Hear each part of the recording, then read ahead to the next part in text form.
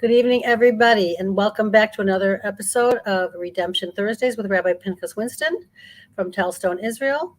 I am Yehuda Shamroth from the Miriam Project, and Josh Wander, who is not with us tonight because he's in the reserves and the Army and the IDF. He's in and out. Sometimes he's in, and I mean in Gaza, and sometimes he's out. So he's endangering his life like all the other Chayalim to help us keep this country going and keep us safe. We would like you to ask any questions you have on our internet site. We have israeltorah.org, which a lot of you are watching on, and on Facebook Live. So type in some questions in there if you want, and we have the rabbi answer if he has a chance. But also, if you want a time for just a question and answer session alone, we can do that. So tonight we're talking about redemption and me. We're looking very forward to hearing this. Thank you for joining us, Rabbi Winston. You're welcome. Thank you. Okay. One of the things as you go deep into Torah, you find out that things you took for granted as being that's the way it is, and the only way that it is, it turns out it's not so necessarily, and that there's a lot more going on. And the amazing thing is how you can read something a particular way. I think that's the only way to understand it. And sometimes you just understand things differently, and it's not the way it was said. But other times it's amazing that you can go back and reread the thing that you thought you understood with a deep understanding, and it means something completely different. One of my rabbis that I learned a lot from, that I was amazing at doing this, was Rabbi Yaakov Weinberg Tzitzel, who was the brother. He was the Rosh Hashiva of Ner Yisrael in Baltimore, and he was the brother of my Rosh Hashiva, Noah Weinberg Tzitzel. And I thoroughly enjoyed listening to him speak. But one of the things I enjoyed so much about the way he spoke was how he could take something very simple that I read and I learned, and again took for granted that's the only way it could be understood, only to find out that the exact same words could mean something so much deeper. And it was good training for the brain, for the mind, and teaching purposes as well. And it certainly is that way as you go from reading a simple pasuk, Rashi, and the other Meforshim on the Chumash and Gemara for that matter, and then looking at Gemara and then looking at the Midrashim, and eventually looking at Kabbalah, and seeing how deep the idea actually goes. And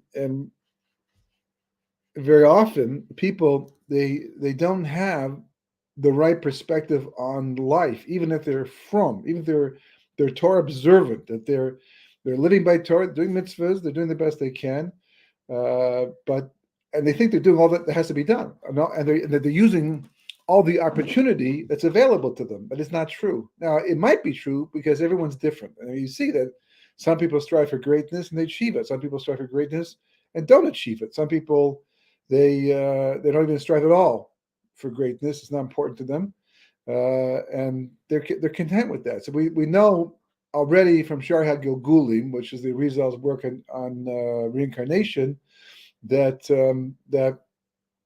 different souls have different energies and different koiches, different strengths and weaknesses, and you can have souls that are destined to be great from day one, and they show signs of excellence very early on in life. And you can have also souls that are mediocre, and souls that are just simple people, and it's not that they're lazy, it's not that they're not achievers. It's that's all their soul tells them to do. It's all they feel they need to do. And God, of course, evaluates everybody based upon what they have, not what they don't have.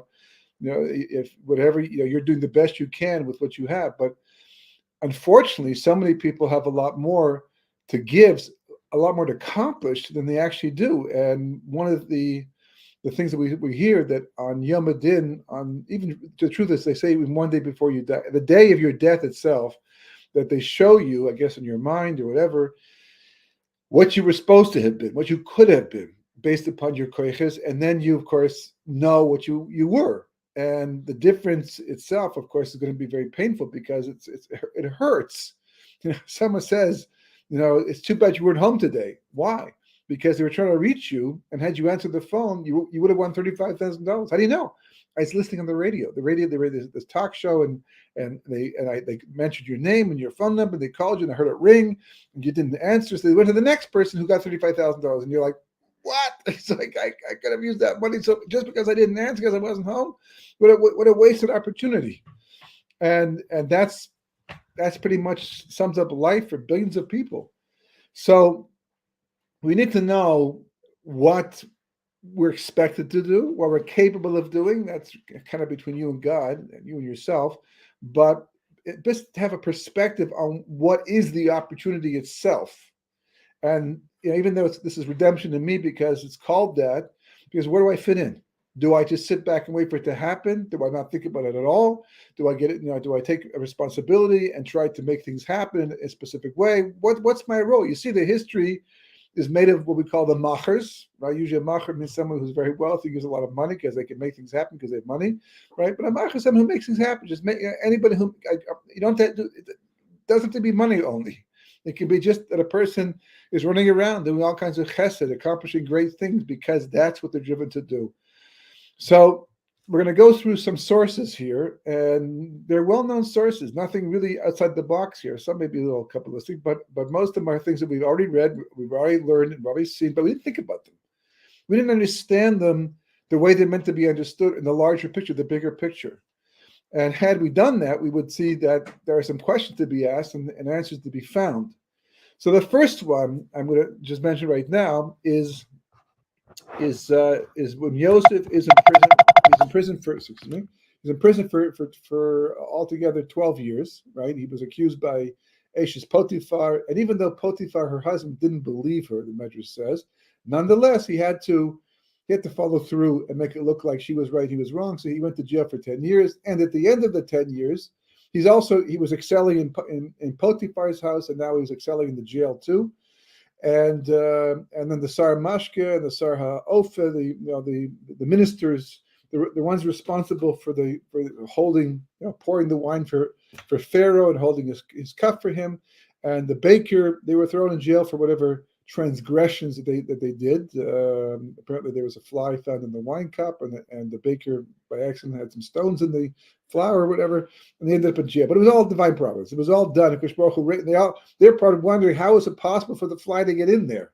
I'm so careful to make sure the flies don't go in there. The baker is going, I don't understand. We've sifted this flour so many times. But Hashem arranged it so that they would be there for Yosef in jail. And they had their dreams, and then Yosef goes to interpret them. And when he's finished interpreting them, first he does the wine steward, because the wine steward asks him first. And he talks about how in 3 days' time, Paro's going to have a birthday. He's going to be taken out. He's going to be free once again. And this is all going to be history in the past for him. A happy ending to this entire episode for the wine steward. And then Yosef adds the words, and he says that listen, when it goes well for you, and they take you out, like I'm telling you, please be sure to remember me. Here it says, remember me when things go well with you, and please do me a favor and mention me to Pharaoh, and you will get me out of this house, prison, really, right? I was stolen from the land of the Hebrews, and here too I have done nothing wrong, for which they have put me into this dungeon, into the dungeon. That's what he says. He adds these words. And when we see Yosef do this, I mean, one part of this always bothered me regardless, and that was the last part where he adds the words that I was stolen from the land of the Hebrews. And he says basically to this wine steward, bad things happen to good people, which is the reason I thought he spent 2 extra years in jail. The simple reading of the Parsha is that Yosef was only supposed to be in jail for 10 years. That's it. And then come out, and then Paro would have had his dreams and etc., etc. But instead, as Rashi says, because Yosef relied on him, the Egyptian, to remember him, he had to be confined for another 2 years. As it says, praiseworthy is the man who made Havaya, Yud-Ke Vav-Ke, that's the name he uses, his trust, and did not turn to the Hadi, that is, the Egyptians, who are called Hadi. So Rashi's holding that this was not a proper hishtadalus. This was not a proper effort made by Yosef to make something happen. We're expected not to rely upon miracles. And that means doing hishtadalus. And of course, the classic question of all time, everybody always asks, is how much hishtadalus, how much effort, and how much you would let God take care of your situation. It's a very delicate balance. And you don't want to do too much hishtadalus because it's a lack of biktachon. Because the more, it's a continuum, right? So the more hishtadalus you do, the less trust in God you're exercising. Likewise, you don't want to do too much trust in God because that's called relying upon a miracle. And the Gemara says you shouldn't do that because either the miracle won't happen, or if it does happen, it may come off your merits in the world to come, and you don't want that. So this is the ongoing struggle. So Yosef is making shtadalus. That's what we all would have thought without Rashi. And even though the Torah says, he indicates, what's the last one? He indicates the 2 years, actually 2 years, right? We might not have known that Yosef did anything wrong. The parsha flows. You don't hear God get angry and say, because you did that, you're staying 2 more years. Well, let me ask you a question. If Yosef did that, if Yosef made this mistake of relying that this is not called ishtadalus, as far as Hashem is concerned, it's being too much, or it's called ishtadalus, but it's also called too much ishtadalus, and it's the wrong, maybe not so much too much, but the wrong kind of ishtadalus, because you can't just rely on anybody. Just because you need someone's help doesn't mean you can turn to a murderer and ask for, you have to be careful who you turn to, because that's also part of your hishtadalus, to make sure you don't go too low and compromise your values too much just to get what you want. So maybe this is the wrong kind of hishtadalus, which is Rashi seems to be saying. But did Yosef, because of this mistake, cause God to have to redraft his plan for creation and history? Did God say, I really meant to do this after 10 years and everything was going to happen, but now Yosef has made this mistake and I cannot take him out after 10 years. I have to leave him there for another 2 years, 12 years altogether, which means I have 2 years of history to fill up that I didn't expect to fill up, didn't expect it to need. All because Yosef made this mistake. That's the implication. He was supposed to be there for 10 years. He caused God to extend his prison sentence another 2 years, and now it's 12 years later, and the whole thing happens. So it sounds like Yosef forced God's hand to have to adjust history by 2 years. Now, first of all, that's a problem. Aside from the fact that would be incredible, that you have to, that Yosef could cause such a thing in the first place. It's a lot of rearranging and reorganizing for sure. I mean, there's a lot of people's lives are going to be impacted by this, such a change. But more importantly, God is above time. It's not like God said, well, I plan to get him out after 10 years, if everything goes well, right? And then the following things are going to happen. It's not like God said, but if he happens to make a mistake and do the wrong, can it be shtalus? I have a backup plan of 2 years of things to keep the world busy until we get to the 12 years. God knew already from day one that Yosef was going to do this. So therefore, God already built in the 12. Well, then what is it? If God meant for Yosef from the beginning to be there for 12 years, so then what's Rashi saying? He didn't do anything wrong. That's just the way it was. That he made that statement, and God said, nice try, and you did the right thing, but I want you there for 12 years. So why is Rashi pointing out Yosef's mistake and making it seem like he was supposed to come out after 10 years? Good question. And we'll have to deal with that question as we go along. But that's the first source. That's the first idea. Right? Can Yosef make a mistake in God's? Everyone makes mistakes, but every time we do we force God's hand to change history because of our mistake? An accidental killing, right? Well, it's accidental from our perspective, but not from God's perspective. This person was destined to die exactly when they did, at whatever age they were there at the time. The way they died, we don't know. And as far as we're concerned, a person should live a long life, a long, healthy, happy life. But that's a hope. No one ever knows. Even without accidents, there's cancer, God forbid, Rahman Salam, there's all kinds of illnesses, diseases, and who knows? I mean, some people just don't wake up. And it's a terrible, tragic thing, but it's not accidental. God's already seen that from day one. So then what's Yosef's role? And why is Yosef held responsible for what he did? Okay. The next source, right? Moshe returned to God, this week's Parsha, end of the Parsha. Moshe returned to God and said, God, why have you harmed this people? Why have you sent me? Since I have come to Paro, speak in your name, he has harmed this people and you have not saved your people. That's what Moshe complains. What does God do? Does God say, no, I'm sorry about that. I told you anyhow you wouldn't be successful right away. You told me that, but you never told me that by my going down and making a demand to get them out, that the power would increase the slavery. That part we never discussed. And now they hate me. Now they're blaming me. They're all thinking, if you only had, we thought we were going out, fine. If we'd gone out, we'd all be celebrating and you'd be the hero, Moshe Rabbeinu. But it didn't happen that way. You came down and you built up all this false hope and you made the slavery worse. So now you're not only not the hero, you're the enemy in the end. And so Moshe's complaining. And personally, I always like at this point in time, if I was reading for the first time, I expect God to say, I know how you feel. I understand. I sympathize and I empathize. But just know it's all going to end well. God doesn't do that. On the contrary, he's harsh. He says to Moshe Rabbeinu, what? You're criticizing and you're complaining? Are you kidding me? I promised this to your ancestors and they trusted me and they believed me. In the Gemara, I always wrote this, the Gemara talks about this and God says, Chaval. They don't make them like they used to make them. That's what the Gemara basically says. It's too bad about the ancient ones that are lost. They don't make them like they used to make them. That's modern day terminology. What do you mean by that? Abraham, I promised him the land. Yet when it comes time to bury his beloved wife, he has to pay for the land at top dollar. Yitzchak, he's like everywhere he goes, he's got problems. He got to dig a well, they fill it up. They go, it's like, constantly, having, starting up with the Kedah, his life is not easy either. And of course, Yaakov, he's like got to deal with Lavan and Esav and Lavan and then Shechem and and then eventually Yosef being sold. And he says, Paro says, how old are you? He goes, yeah, I know.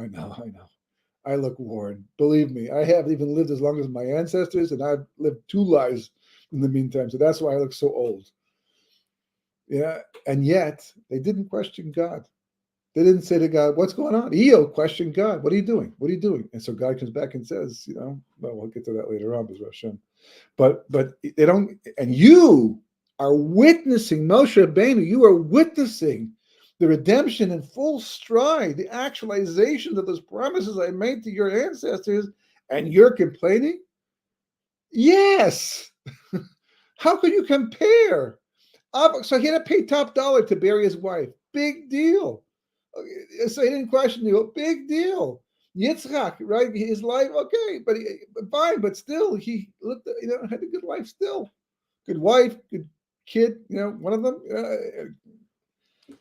Grandchildren, and Yaakov, he dies. The last 17 years of his life are with tranquility, and he has so many victories to his name.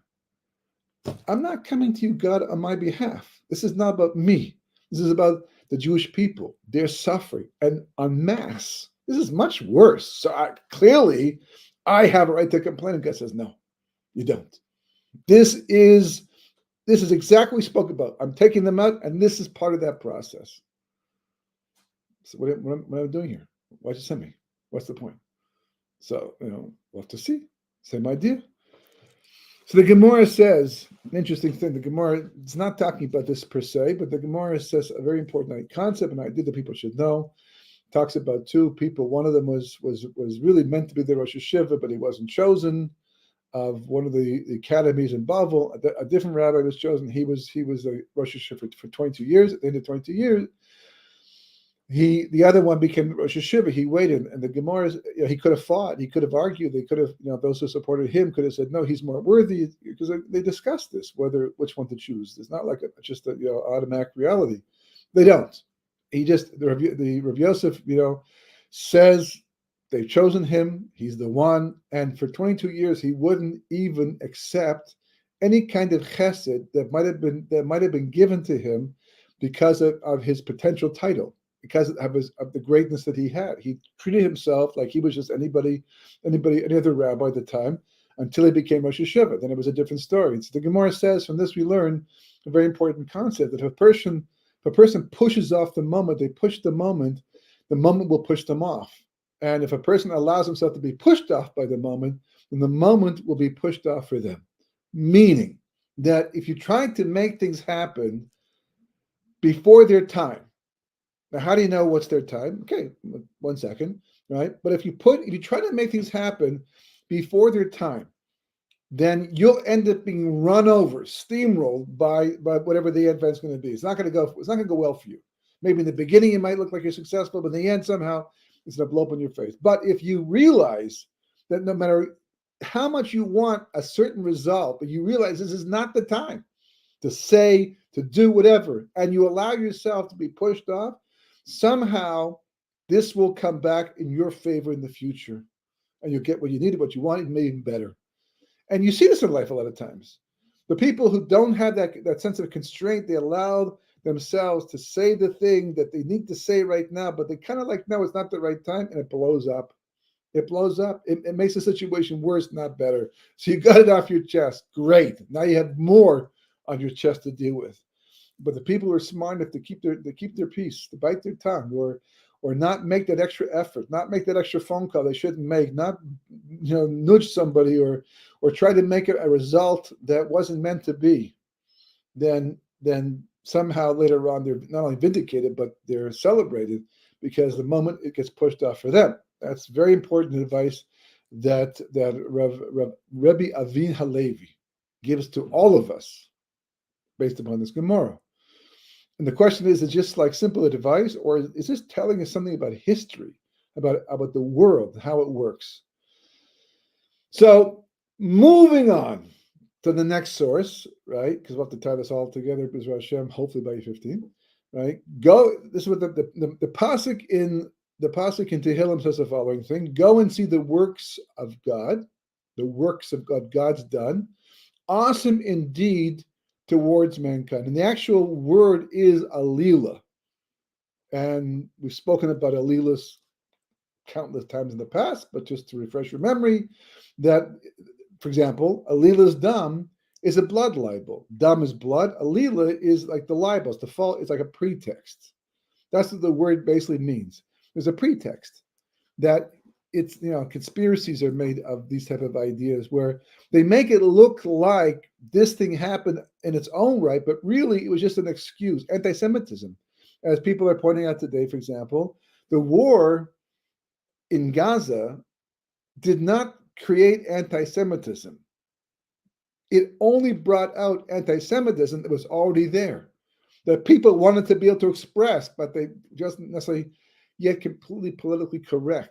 But the war just opened the door. Oh, now the anti-Semitism was already there.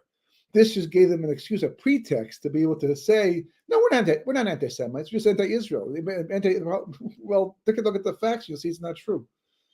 And this is a concept we find very much through the Midrashim and over here, as it says, right? The Midrash Tanchuma says the following thing: Adam HaRishon said to HaKadosh Baruch Hu, the Holy One, blessed is He, the Bana Sha'olam, Master of the universe. The Torah was with you for 2,000 years before you even created the world. It wasn't created just before there was. God had this blueprint for creation long before creation was in existence, right? Yet it instructs. It says in Parshas Chukas, this is the law when a man will die in a tent. In other words, in Parshas Chukas, they're talking about the halachas of Tumah v'Tahara, purity and impurity. A dead body imparts impurity, and there's halachas. It comes in contact with certain vessels that they can't be brought to the temple, and you have to take them to the mikveh to toilet them. So complicated laws of Tumah v'Tahara, which we don't really hold right now because we're all in a state of impurity, so there's not much practical difference. But nevertheless, we do toivel, we do dip our kelim that are not made by Jews into a mikveh because of these laws of Tumah v'Tahara. So, and every shul pretty much has one, at least Orthodox shul, and it's talking about these laws. This is one of the source of these laws of kashrus and Tumah v'Tahara. And Adam says, I'm just going through Torah, very great book, by the way. I really enjoy it. It's probably going to be a bestseller throughout history. But in the meantime, we haven't yet eaten from the Eitz Tov Hara, and there's no death in the world, but you're discussing death. And that's from 2,000 years ago, whatever that means. Right? So he says, if you have not already decided that death should be in creation, would you have written this? Rather, you were just looking for a pretext to blame death on me. The Medrash concludes, this is what is meant by awesome indeed, alila. What does this mean? Adam Arishim is complaining. God says to him, listen, all the trees in the Garden of Eden you can eat from, eat the dust of a ra, tree of knowledge, you can't. It's forbidden, at least for now, until I say otherwise. You should know, by the way, if you do, you're going to die. So it's not just like, don't do it because I don't like it. You're going to kill yourself. That's the result of eating from the Eitz Das Tov Ra. As it does anyhow. But that's what it says, right? And because of that, God says, now you're going to die, as if you hadn't eaten, you wouldn't have died. So again, it's like Yosef in jail, right? So if only Adam that what is it, 3-year-old? His mother says, don't take a cookie before supper, and he does anyhow. God said, which word didn't you understand? Do not eat from the tree of knowledge of good and evil, otherwise you shall die. So which one of these words were confusing to you? You didn't pick up on the message. He was such a high level. He wasn't a 3-year-old. He was greater than all of us put together. And yet he made this mistake. And everyone's baffled. And they're all running around trying to figure out explanations and giving this explanation, that explanation, and some are more fascinating and deeper than others. Bottom line, says the Medrash, because it had to happen. Because it had to happen. God wanted it to happen. Even though God framed it as if there was a way not for it to happen, the Medrash is saying clearly, wasn't going to go that way. And Adam understood this. Or at least what the Medrash is saying, that Adam understood the again, the further we go into all of this, the more the question of free will comes up over and over and over again. It says in Koheles Rabbah, it's brought down. There was a time for Adam HaRishon to enter Gan Eden, and a time for him to live there. There was a time for Noach to enter the ark, the Teva, and a time for him to leave it. There is meant to be a Mordechai, there's meant to be a Haman, there's meant to be an Esther, there's meant to be a Nebuchadnezzar, there's meant to, on and on. Everybody who has come into history and made their mark, either for good or for bad, was destined to come. We've been saying the entire time that towards the blueprint for creation. Anything that happens in history had to be in the blueprint. God knows now the future all the time. So there's no, and it makes perfect sense. It just doesn't make sense. That's all. It makes perfect sense without making sense. Meaning that it makes sense that all that's true, that God knows the future, and that everything is set in the master plan. The stories are written. The screenplay has all been edited at this point in time. But we don't understand yet how free will fits into all of this. I mean, there's some very basic answers. That just because God knows the future, just because He knows the outcome, and He's outside of time anyhow, he's a whole different being. So you can't even compare yourself to Him in any way. But just because He knows the future, just because He's even manipulating the events, as long as I don't know at the moment I'm making a choice about something, I mean, it's an amazing thing. Yirmiyahu says to the Jewish people, you're going to sin, you're going to get in trouble, and God's going to destroy the temple. You hear a warning like that? If your doctor says to you, keep eating like that, and you're going to have a heart attack, you won't be able to do anything, and you're probably going to die young. So you wait to find out what's going to happen? Yeah, so a lot of people do ignore it. As long as you feel good, right? Like I said to the stroke, you can feel perfectly fine, and pitam, all of a sudden it happens. So somehow, even though all of this was predicted, and they even were told the answers to the test in advance, at the moment of choice, because the Yetzer Hara plays a role in all this too, that's a big factor, somehow they misread the situation. Somehow they didn't realize that this was that. Let me give an example. Perfect example is a great example. I think it's one of the best examples of all. The Torah tells us that God promised at least 2,000 years ago. Now, the Torah we know, we're believers. It came from Mount Sinai. The Torah is 3,300 and some odd years old. We know that God spoke at Mount Sinai. The Torah comes from there. But if you don't believe in that, you're still working that issue through. You at least know that the Torah is 2,000 years old because Christianity, is 2,000 years old, and they built upon the Bible. They built upon the Old Testament, the Torah. They got the exact same thing, word for word. And they just went with it and they adopted it and adapted it to make their own religion of the whole thing.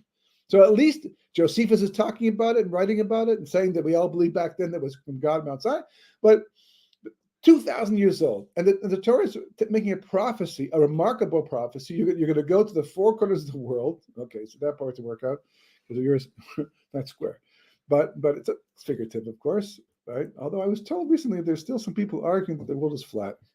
Okay, whatever gets you.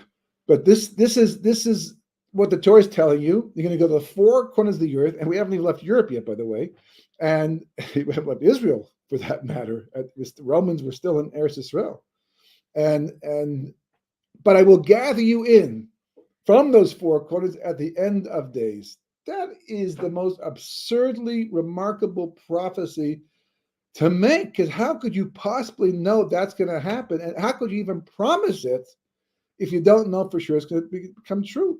Because the moment it doesn't come true, everyone's going to know that retroactively was all false. You can only make a prophecy, you would only dare to make a prophecy like that if you were God, and you could make it, you could guarantee it, because for God it's already happened. And here we are, the last 200 years, remarkably, this prophecy has been coming true right before our very eyes, under our nose, in the nose of the world. It's like literally a fulfillment of a phenomenal fulfillment of a phenomenal prophecy. And yet, how many people see it and acknowledge it and are running back saying, look, the prophecy is coming true. God's bringing the redemption. Let's go back. We don't want to be left behind. No. Oh, yeah, Jews make, oh, yeah, fine. We got the land back because the UN and we wars and, and Jews are going back. I don't want to, but they do. So let them go. Teach us on. I mean, incredible. So even though the Torah told us this is going to happen, and there's a prophecy, and it's telling you the future, and you're getting to witness it before your very eyes, you see how you still have room for choice. You still have room for free will. So it's not a steer, it's not a contradiction, it doesn't interfere, but that's a separate issue for the time being. Next source, okay?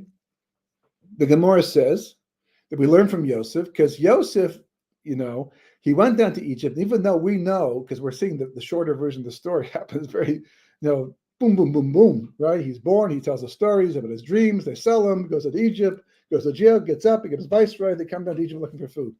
All in a matter of 15 minutes. That's how long it takes to read all the psukim. And that's not what happened. It took a long time. There were years in between. And even though Yosef went down to Egypt and he became a slave and then became a prisoner and then became viceroy of Egypt, from the Chumash and Parshas Miketz, you see he didn't see it as the fulfillment of his dreams yet.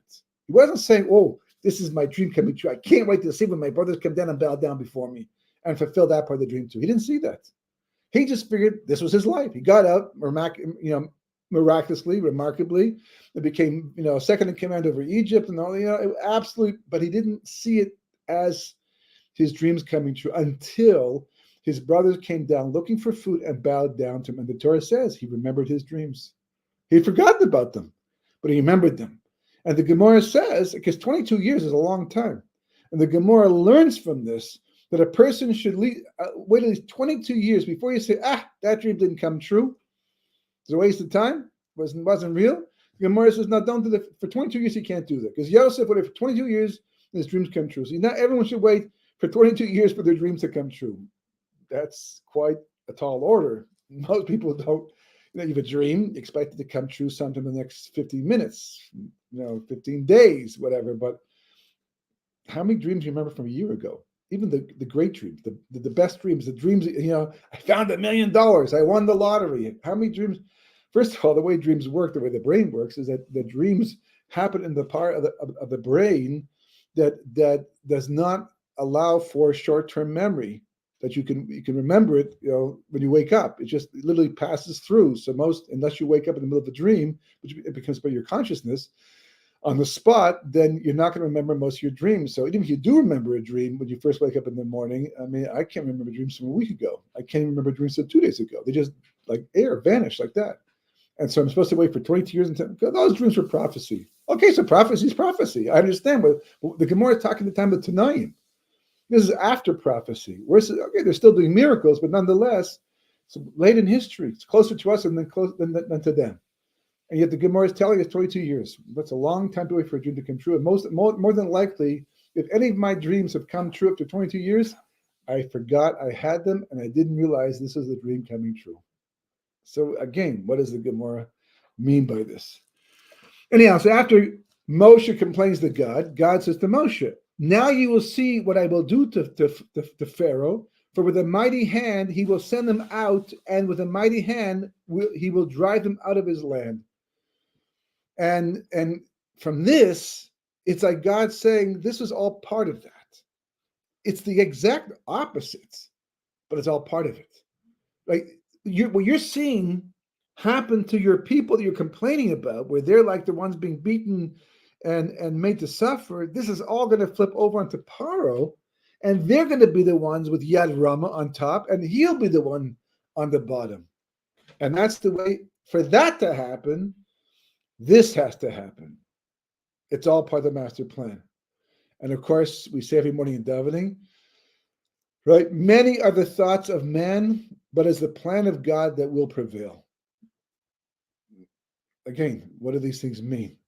It means that God has a master plan, and either you get with it or you don't get with it. And we go even further. The Gemara says 6,000 years, the history will last 6,000 years, 2,000 years of chaos, 2,000 years of Torah, 2,000 years are the days of Mashiach. If in Mashiach, you must Mashiach, history's already been divided up. That's the way it has to happen. And Rabbi Kiva thought Bar Kochba, because he had qualifications to be Mashiach, and might have been, if he had only said Mashiach ben Yosef, then he would have been okay. But he then started to claim that he's Mashiach ben David, and as a result of that, the Gra says he was killed for being a false prophet, because Mashiach ben David is supposed to be a prophet, and he wasn't. So, again, and then there's the period of resurrection. All these time limits are given.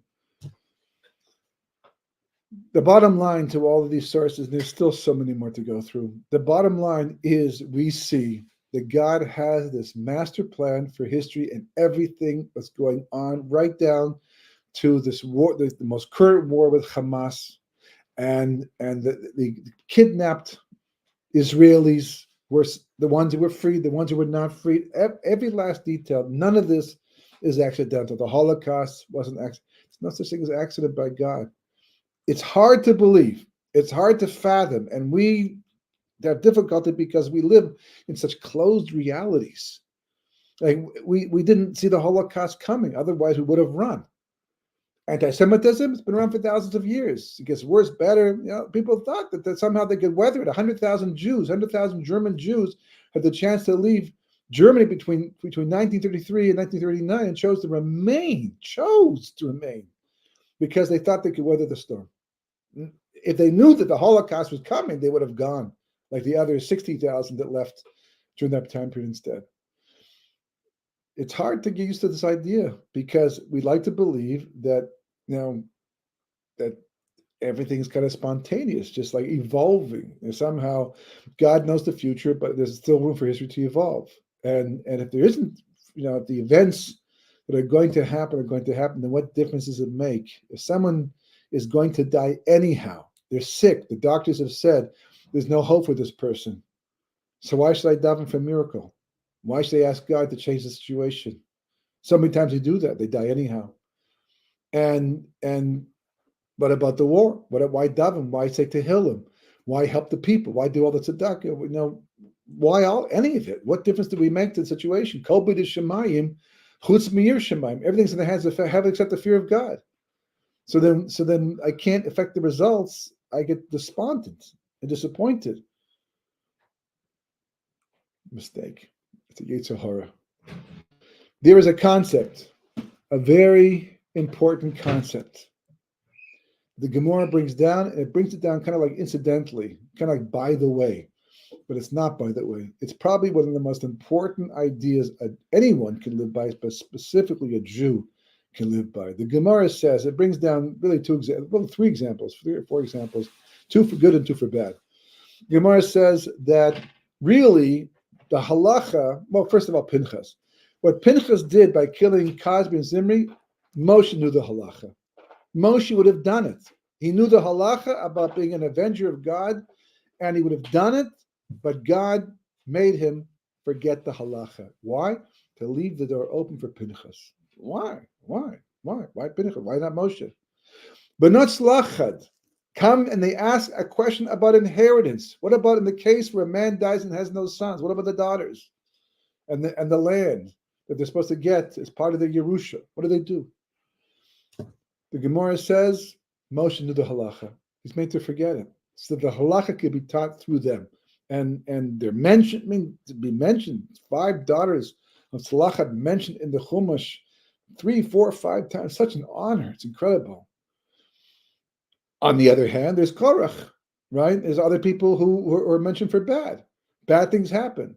The mouth opening up, the mouth of the earth opening up. So Gemara says we have this concept. The concept is megalgalin schus al yedei zakai, the chiyuv al yedei chayav, which means in simple language that God gives the merit to the merit worthy, and He gives the opposite, the demerit, to those who are chayiv, those who are unworthy, those who have made themselves worthy of punishment and judgment and things like that. In other words, I guess the best way to sum it up is the miklat. The miklat, right? The accidental murderer, the guy who kills purposely, but there's no witnesses for either one. So God brings them both to the same hotel where the accidental murderer is climbing the ladder while the person who killed intentionally is walking underneath it. The ladder breaks because God makes the ladder break, and this person falls accidentally on the person below. He doesn't know he's a murderer because no one caught him. The guy dies, but now he's an accidental murderer a second time. But this time they're witnesses. He has to run to the miklat as per the halacha. So the guy who supposed to get killed, he got killed, not through Beis Din, but through an accident, an incident. And the guy who's supposed to go to the miklat, he goes because God's the master shadchan. He's making shidduchim all the time, not just between husbands and wives, but also between people and events. So when the Gemara says megalgalin schus al yedei zakai, it means that God already knows what He wants to do and what He wants to bring about. There are going to be Yeshuas, and there's going to be the opposite, as we have witnessed and seen and lived through over the last few months. It's hard to believe we're like 3 months away from that, that what took place. But this is what was planned from day one.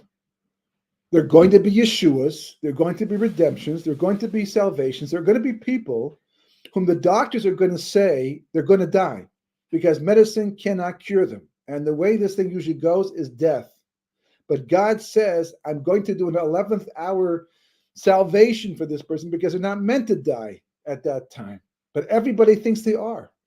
So God says, since this person has developed a heart in them, they've either learned Torah, they worked on themselves, done Musar, but they've made themselves into a sensitive, caring person who wants to help other people.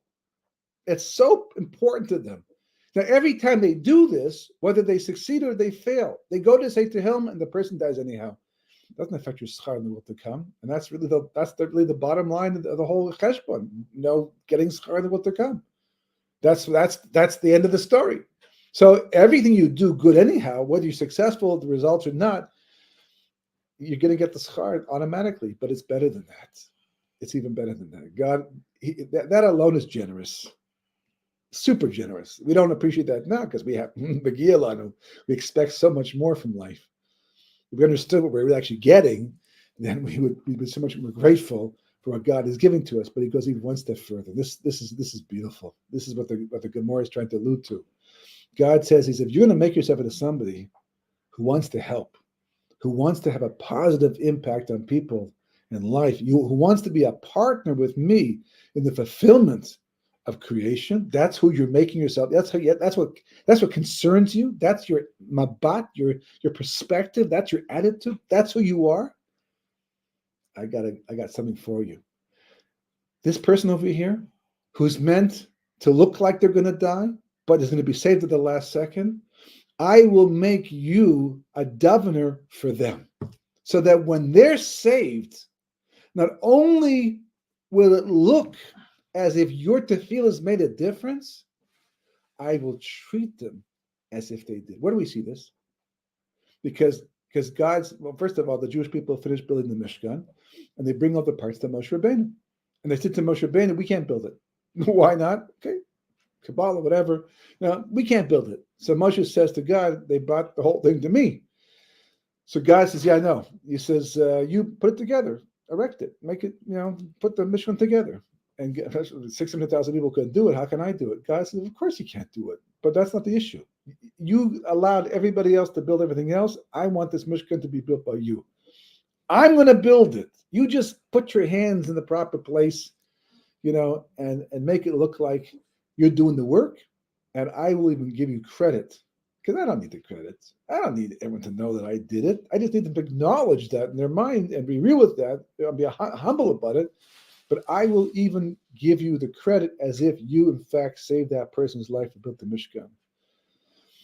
The funny thing is that long before I saw any of this, long before I heard any of this, I actually heard a story that basically taught me the same idea. It was actually a beautiful story from my Rosh Yeshiva. My Rosh Yeshiva is Rav Noach Weinberg Tzitzel, I mentioned before. And he's somebody who was a very successful individual, especially in the world of Kiruv, outreach. He was also very humble person. He was a lover of Hashem. I mean, I got so much out of that. He was an evidence. He gave his life to Hashem. There are not a lot of people in the world who have been so devoted to doing God's work and on behalf of his people. And he was, but everything by him, because of that, always came down to outreach. No matter where he spoke and what he spoke about, doesn't make a difference. Somehow he was able to bring it back to the importance of doing outreach. And he was actually talking at a Sheva Brochas of one of the people in the yeshiva, because the yeshiva often would make a Sheva Brochas for the family, for lunch. The whole yeshiva would come, and very nice. And Rav Noach was speaking about the couple. But he brought it back to Kiruv. I don't remember the connection at this point. I just remember the story because that's what stuck with me. But he was talking about how he once came, he and his brother came from Slonomer Hasidim at one point in time. If you know Rav Noach and Rav Yaakov Weinberg, they were not Hasidish at all. They became very, very Litvisher, to say the least. But they still had tons of family that were Slonomers. And so at family simchas, they would be, they would be there with all the family, all the Slonomer Hasidim. It was a very chashuv group of Hasidim. And Rav Noach was relating how at one of the simchas, one of his cousins or nephew, I think his cousins, came up to him and said, I'm paraphrasing it over here, said, Noach, he said, we have illustrious ancestors in the grave, Rebbes, great people, right, who did great things, but they didn't make one Baal Tshuva. Not one person became religious that they knew of, maybe one, but that they knew of at the time. But they tell me about you, that you've made hundreds, maybe even thousands of Baal Tshuva.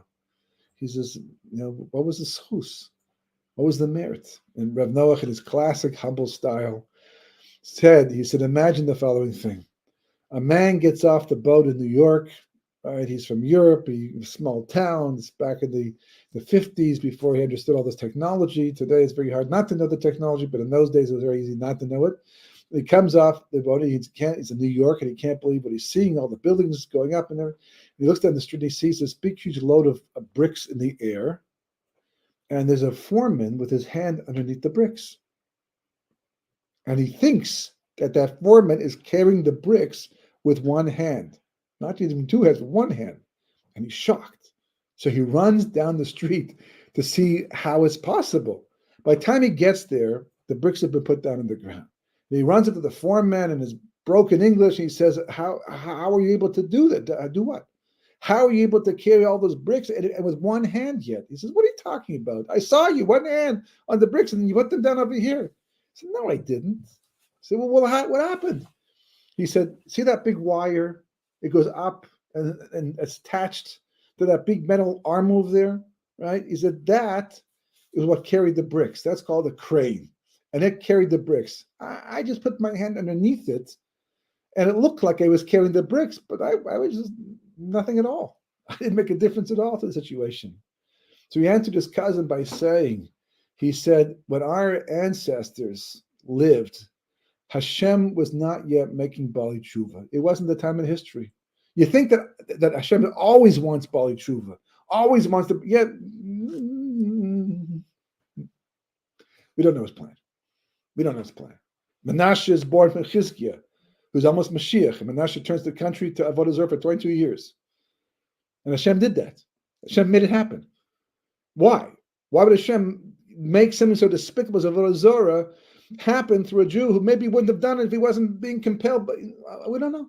We don't know. We don't know. These are questions. Great. With lots of questions. Take out your pads and we'll have a ton of questions to ask about. But that time, anyhow, the questions will all disappear because we'll see what creation was about, history was about. Everything will make sense. Even the Holocaust will make sense to us. So imagine a thing like that. Not now, not yet. So we have these questions.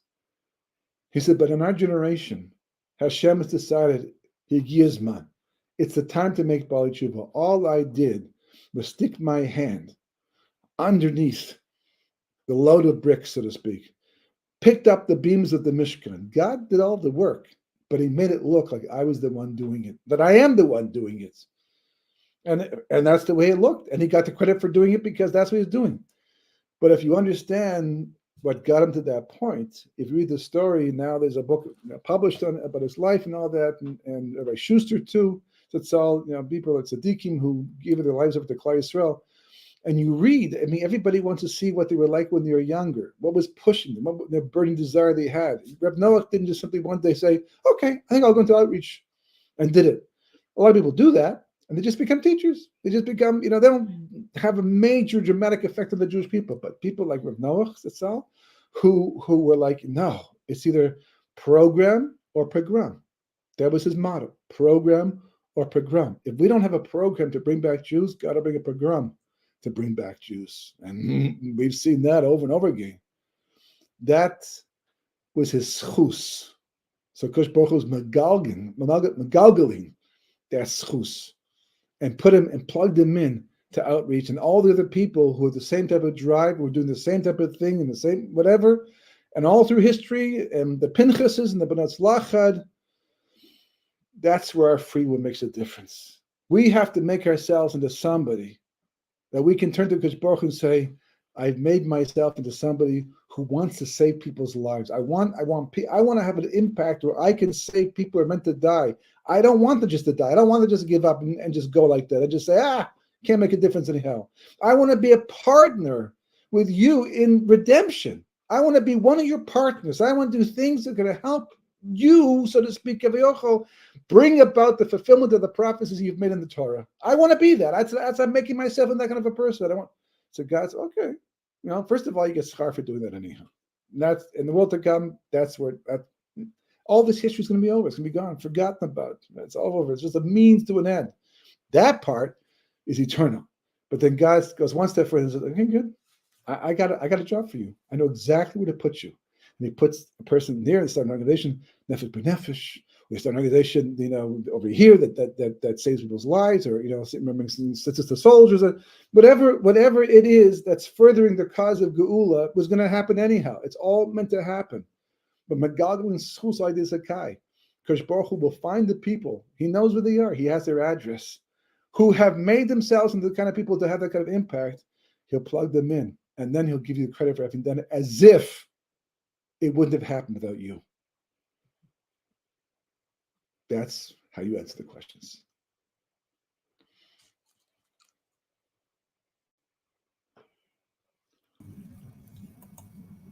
Okay, Rabbi. Thank you very much. That was very deep and amazing, and we are very convinced. I'm very convinced that nothing happens without Hashem's prior knowledge and planning and everything else. But we had a question last week that was, what can make us feel? You said don't stop doing what you're doing because you're getting schar from Olam Haba. But what about in this world? Is there anything? That's just it. The whole last part was not about that part.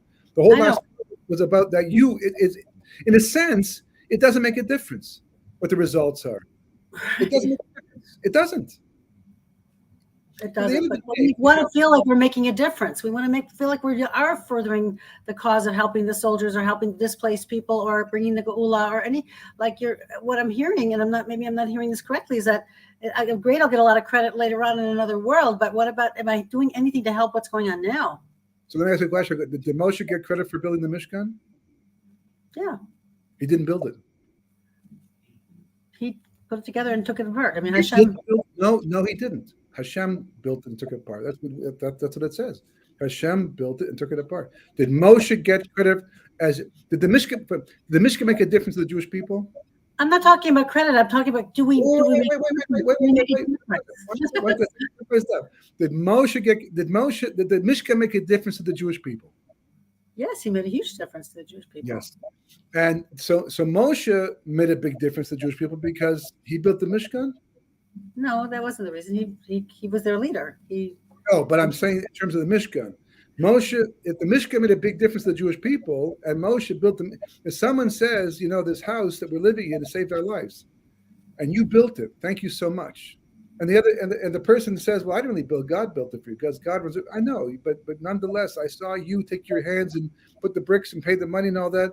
But he says, yeah, I know, but if it wasn't for God, I couldn't do any of that. God, he inspired me, he connected us, but we see, and then God says, not only that, but because you're so humble, I will act as if you, in fact, built that house on your own without me at all.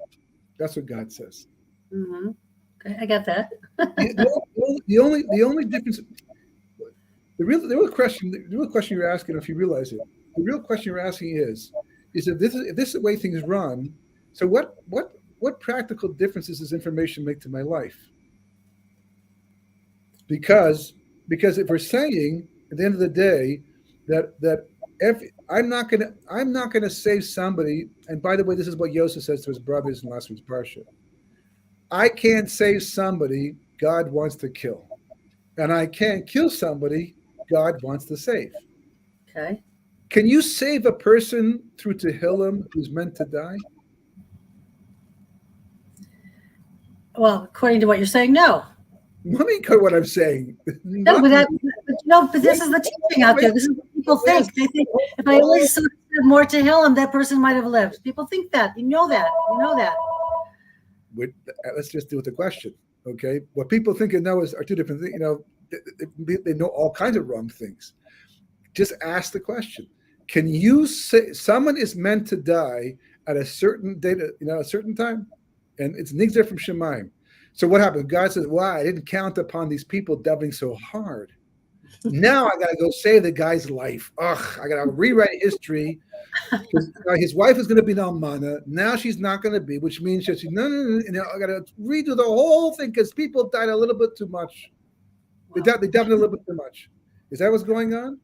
No. Can I save somebody who's meant to die, or can I kill somebody who's meant to live? There's a reason why that we have all these fantastic stories where people say, I was almost killed, but this thing happened the last second, right? If it wasn't for this bus that went up the bark, this guy would have seen me, would have been shot, and lo and behold, because of this thing, how many stories you put that happened down in the South, right? Because they did this, because they did that, this happened like this, like that. They didn't get killed. They did killed. Right, there's a guy caught in the bathroom. The two girls, and he took refuge in the bathroom. These portable bathrooms, right? And the Arabs come along, they shoot them all full of bullets. And the soldiers go by one, they find some empty, they find some people dead inside them. They get to one of them, there's a guy inside there, crouched down with the two girls, and the soldiers are amazed that they weren't shot. How did you not get shot? And he goes ahead and tells a story, right, that he just started keeping Shabbos, and he got photographed as he went. It's a big deal for him that he had a moral dilemma. A lot of Baal Tshuva have a difficult time in the beginning to stay true to, it takes time to get really solid with this type of thing. And he goes there and he makes a job, Shabbos, and all of a sudden this happens. And of course, what does he do? He's there talking to God in the bathroom, right? Saying to God, I'm so sorry I did this. If you let me live and let me be saved, I will keep every Shabbos after this. That's Kach Shemati. That's the story I heard, right? He died, and God said, oh, well, since you said that, I'm going to let you live now, and now change all of history because of it? Did God not know from day one that he was going to do this? Was it not in the cards from the beginning? Did God not, who's above time, not already see this guy in the bathroom, put him in the bathroom, and made, say this type of a thing for whatever reason? Yes. But look at it. Happens, stands things. But a series of coincidence events that just happened to happen that saved this person's life or killed her. Sometimes people died because they took a flight they weren't supposed to take, but for some reason there was change, and we say, "Oh, what bad luck!"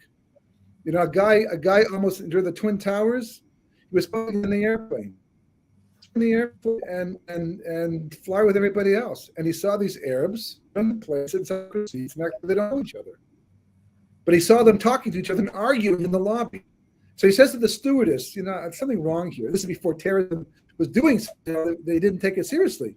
So he said something's wrong here because these guys all were arguing in the lobby, in the boarding area, and now they're acting like they're strangers to me. You should check it out. The stewardess looked and she said, "No, it's nothing."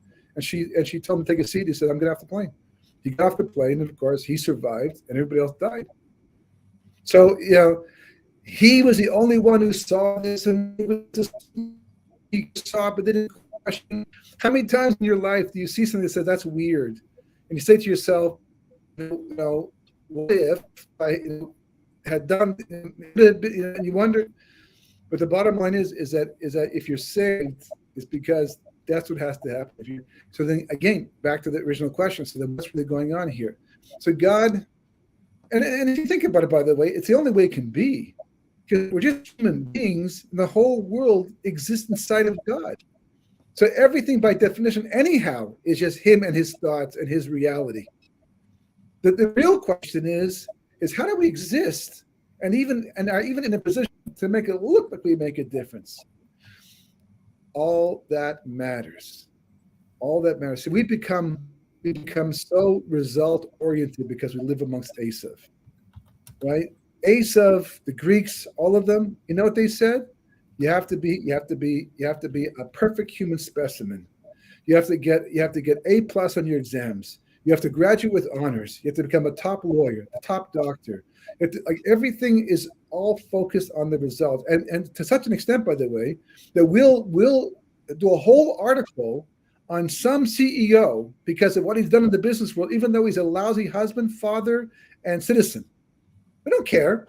Doesn't matter to us. The main thing is he succeeded in business in an amazing way. That's what all that counts. There's lots of people like that. And we'll even yell at people who say, "No, but he's a lousy human being." No, I don't care. He's a great businessman. That's what we're all talking about right now. Because that's Esav. Esav's world is completely result oriented. That's not the Jewish people.